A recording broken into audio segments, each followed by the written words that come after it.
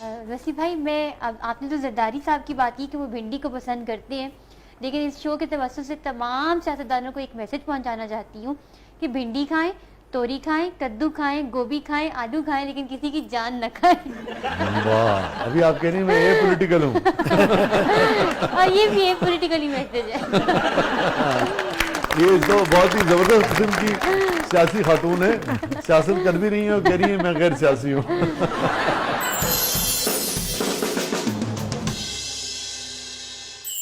جی رضا،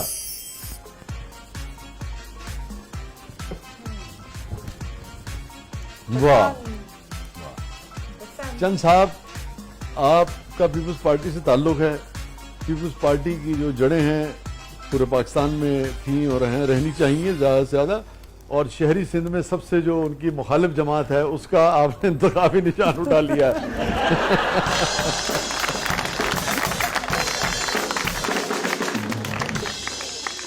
اس کے ساتھ میری بھی ایک بچپن کی ٹھیک ہے، یاد ہے۔ ٹھیک ہے، کراچی والے نہیں، لاہوریاں دی گڈی ہے۔ لاہوریاں۔ اچھا ٹھیک ہے۔ اچھا، وہ یہ یاد یہ ہے کہ 69 میں میرے بڑے بھائی سعودی عربیہ میں ہوتے تھے، ٹھیک ہے، تو وہ ہمیشہ عید پہ آتے تھے، عید تھی تو بسنت کا بھی آنے والے تھی، بسنت بھی، تو لاہوریے بسنت بڑے جوش و خروش کے ساتھ مناتے تھے۔ کوئی شک نہیں۔ تو وہ ڈور گڈیاں کافی آئی اور چھت کے اوپر رکھی ہوئی تھی، تو انہوں نے بڑے بھائی نے اس لیے رکھی تھی کہ ذرا آج دھوپ دھاپ لگ جائے تو پھر تاکہ بسنت والے دن ہم ان کو کریں گے۔ تو میں آیا تو میں نے دیکھا کہ یہ پڑی ہوئی ہیں، میں نے ایک دم ایک پتنگ پکڑی اور اس کو میں نے اڑانا شروع کر دیا۔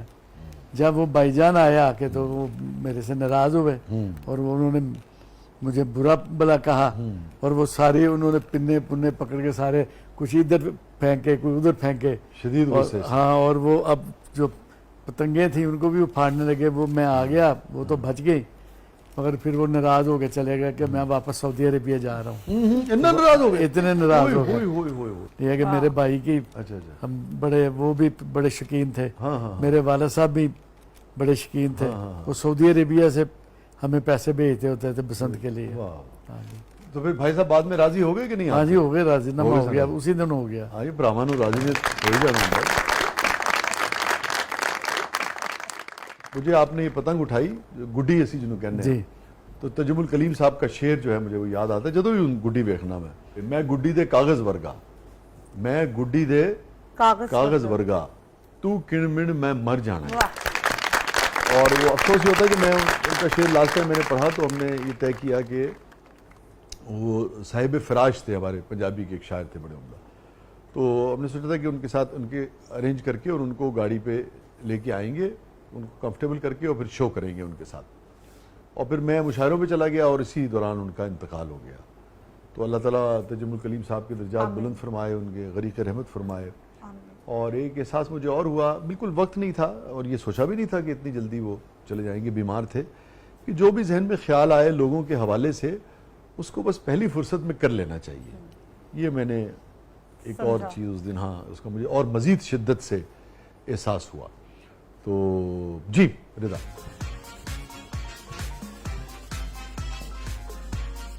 اس کو میں نے اس لیے اٹھایا کہ مجھے اپنے بچپن کی ایک یاد ادھر شو پہ بیٹھے ہوئے آ گئی۔ میرے ابو کی ٹرانسفر ہو گئی اسلام آباد سے لاہور سٹی میں، تو اس وقت جس اسکول کے اندر مجھے ایڈمیشن ملا وہ میرے گھر کے بالکل ساتھ بنا ہوا تھا، تو میں چھوٹی تھی، ہوم ورک کرنا بھول گئی، تو آپ تو جم کر کے اسکول چلی جاتی ہوں۔ بلکہ گرما گرم میرے لیے امی لنچ بھیجتی ہوتی ہاں تھی ہاں، اسکول میں۔ یوں کر کے پھینک دیا۔ میں چھوٹی تھی اور ہمیں ایک کہانی لکھنے کے لیے دی گئی تھی ہوم ورک میں، نیمبو نچوڑ، تو میں ہوم ورک کرنا بھول گئی، تو سٹاف روم کے اندر کاپیز کلیکٹ ہو کر ٹیچر نے شیلف کے اوپر رکھ دی، تو چھٹی کا ٹائم ہوا تو میں جلدی سے گھر جا کر میں نے پین سے جلدی سے نیمبو نچوڑ کہانی لکھی اور جلدی سے جا کے سٹاف روم کے اوپر جو کاپیز کا سٹیک بڑا ہوا تھا اس کے اوپر رکھ دی۔ تو یہ ایک مجھے یاد ہے اس قلم سے جو غلطی نہیں کہ میں نے چھٹی کے ٹائم اپنی ٹیچر کو ڈاج کر دیا تھا کیونکہ میں نے ہوم ورک کمپلیٹ نہیں کیا ہوا تھا۔ اچھا، اب میں آپ سے سیریسلی پوچھ رہا ہوں کہ وہ دیوار ملی ہوئی تھی کیا اتنی تھی کہ کوئی بچہ جم کر کے آ جا سکے یا نہیں؟ نہیں دیوار تو بس بالکل 1 منٹ کے فاصلے پر. اچھا اچھا اچھا جی رضا صاحبہ. واہ دیکھیے بچپن میں میں اپنے والدہ کے ساتھ گئے تھے ہم سعودی عربیہ جی. تو کراچی سے ہم یہ شپ پہ بیٹھ کے گئے تھے. اچھا اچھا اچھا اچھا اچھا. برین گیا شپ پہلے. ہاں برین سے اترے, اگلے دن رات ادھر رہے, برین رہے, اگلے دن وہ کشتی کے اوپر بیٹھ کے ہم دہران گئے.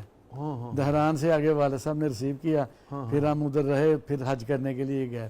یہ 63 کی بات ہے. اوہ کتنے دن کا سفر ہوتا تھا اس زمانے میں؟ وہ ہم لاہور سے کراچی گئے ٹرین کے اوپر, 2 دن تو یہ لگ گئے جی. 2 دن کراچی رکے, پھر آگے 6 دن بعد یہ جہاز برین پہنچا تھا.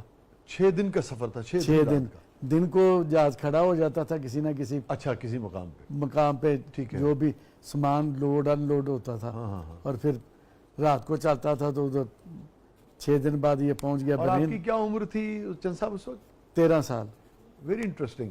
اور جہاز کے سفر میں نوزیہ وغیرہ کے بھی تو مسائل ہوتے ہیں؟ جی ہوتے ہیں, بالکل ہوتے ہیں. کچھ یاد پڑتا ہے آپ کو اس سفر میں؟ اور کوئی چیز انٹرسٹنگ اگر آپ شیئر کرنا چاہیں؟ نہیں, وہ رات کو جب سونے لگتے تھے تو اس وقت جہاز وہ جب ہوتا تھا تو وہ ڈر لگتا تھا کہ یہ جہاز کیا کر رہا ہے. دن کو تو وہ کھڑا رہتا تھا کہ سامان لوڈنگ ان لوڈنگ ہوتی رہتی تھی, تو اس لیے رات کو جب چلتا تھا اس وقت پتہ چلتا تھا کہ ہم جہاز میں سفر کر رہے ہیں. اچھا اچھا اچھا. ہاں جی. اور اس کے بعد پھر زندگی میں کبھی آپ نے بحری جہاز کا سفر نہیں کیا؟ نہیں پھر نہیں کیا تو موقع نہیں ملا یا دل نہیں چاہا؟ نہیں, پھر ہوائی جہاز آ گیا, عام ہو گیا, تو پھر جہاز کے اوپر ہی سفر کرتے. اور جس زمانے کی آپ بات کر رہے ہیں اس زمانے میں ہوائی جہاز کم تھے یا جاتے ہی نہیں تھے؟ اس وقت جاتے کوئی نہیں تھا, ساری دنیا بحری جہاز پہ ہی حج پہ جاتی تھی. ہاں جی. لوگ کیسے دیکھیے اپنے خالق کی محبت میں اور اس کے رسول صلی اللہ علیہ وآلہ وسلم آقا کی محبت میں کیسے. اور یہ تو ابھی کی بات ہے نا, اور اس سے پہلے تو مہینوں کا سفر ہوتا ایسا ہی ہے, جب یہ پہاڑوں سے اور اونٹوں پہ اور گھوڑوں پہ اور اس کے ذریعے جاتے تھے. تو مسلمان بہرحال کعبے کے اور مدینے کے عشق میں تو جیتا ہے جی. بے شک. ابھی یہ جو بات ہو رہی تھی, یہ بھنڈی کی کیا خصوصیت ہے ویسے خاص طور پر؟ وسیم بھائی, ایک تو یہ تو فائبر کنٹینٹ زیادہ ہوتا ہے تو کانسٹیپیشن کے لیے بہترین ہے. اور وہ لوگ جن کو آپ دیکھتے ہیں کہ آج کل تناسب کارڈک ڈس آرڈرز کا بہت زیادہ ہے, یعنی کہ بہت جلدی پلاک فارمیشن ہو جاتی ہے ہارٹ کی آرٹریز کے اندر, تو اس حوالے سے خاص طور پہ اگر بھنڈی آلیو آئل کے اندر بنائی جائے تو یہ ایک تو ویٹ لاس کے اندر بھی ہیلپ کرے گی, اور دوسرا آرٹریز کے اندر جو چکنائی ہے وہ ختم اس لیے ہوگی کیونکہ اس کو اگر آلیو آئل کے اندر پکائیں گے تو ویٹ لاس اور کارڈک ہیلتھ کو, ویٹ لاس میں ہیلپ کرے گی اور کارڈک ہیلتھ کو امپروو کرے گی. اور اس کا اینٹی آکسیڈنٹ لیول بھی کچھ ہائی ہوتا ہے, تو کینسر کے فری ریڈیکلز باڈی کے اندر سے بھنڈی کھانے سے ریموو ہو جاتے ہیں. اور آپ دیکھتے ہیں جی بالکل, اور آپ دیکھتے ہیں کہ آج کل کتنا تناسب ہے بریسٹ کینسر, جو کہ 1 in 8 women has breast cancer. تو بھنڈی کو کھانا بہترین ہے, بلکہ اس کے ساتھ اور بھی جو گرین لیفی ویجیٹیبلز ہیں ان کا اگر ہم اپنی ڈائٹ میں شمار رکھیں گے تو بہترین ہوگا, کیونکہ بہت سارا ٹرینڈ ہے فاسٹ فوڈ کھانے کا, برگر, پیزا لوڈڈ جو چیز کے ساتھ ہوتی ہیں, فلیورنگ ایجنٹس کے ساتھ ہوتی ہیں, مختلف مسالہ جات کے ساتھ بنائے جاتے ہیں پکوان, وہ ہماری صحت کے لیے اتنے بہتر نہیں ہیں. اس کی وجہ سے کارڈک ڈس آرڈرز بہت بڑھ رہے ہیں, ٹرانس فیٹی ایسڈز ہوتے ہیں وہ بھی کینسرس ہوتے ہیں, اور کولیسٹرول جب بہت زیادہ جم جاتا ہے تو فوراً سے انجائنا اور ہارٹ اٹیک بھی ہونے کا ڈر ہوتا ہے. اس لیے گرین لیفی ویجیٹیبلز خاص طور پہ بھنڈی کھانے کا بہت فائدہ ہے. ٹھیک ہے, یہ جو آپ بتا رہی ہیں کہ کولیسٹرول جم جاتا ہے, پلاک جو اس میں جم جاتا ہے آرٹریز میں, تو بھنڈی سے کیا وہ جیسے جو اسٹیٹنز کہلاتے ہیں نا, یہ جو یوز کرتے ہیں جو میڈیسن اس کے لیے, ہاں جی, وہ اس کا کام کرتی ہے کہ روکتی ہے یہ مزید بننے سے, یا جو بن چکا ہوتا ہے اس کو بھی ریموو کرتی ہے؟ بسی بھائی ایسا ہے کہ فائبر کنٹینٹ جس چیز کا ہائی ہوتا ہے وہ کولیسٹرول کو پگھلانے میں ہیلپ کرتا ہے. اس کا کتنا ہائی ہے؟ نہیں, بھنڈی کے اندر تو کولیسٹرول یعنی کہ ایل ڈی ایل لیول نہیں ہے, یعنی کہ لو ڈینسٹی لیپوپروٹین نہیں ہے. اس کے اندر ایچ ڈی ایل ہے, یعنی کہ ہائی ڈینسٹی لیپوپروٹین ہے, یعنی کہ اس سے کولیسٹرول, برا کولیسٹرول باڈی کے اندر نہیں بنتا, بلکہ جو گڈ کولیسٹرول ہے اس کی مقدار باڈی کے اندر بڑھتی ہے, کیونکہ اس کا فائبر کنٹینٹ ہائی ہے. جب بھی کسی سی چیز کے اندر فائبر کنٹینٹ ہائی ہوتا ہے تو وہ ہماری رفج کو انکریز کرتا ہے, بلک فارمیشن دیتا ہے باڈی کے اندر, جس کی وجہ سے انسان بلوٹڈ یا کانسٹیپیٹڈ فیل نہیں کرتا. Very good. بیگم صاحبہ بھنڈی بنا کے رکھیے, میں بس بنوا دیں آپ.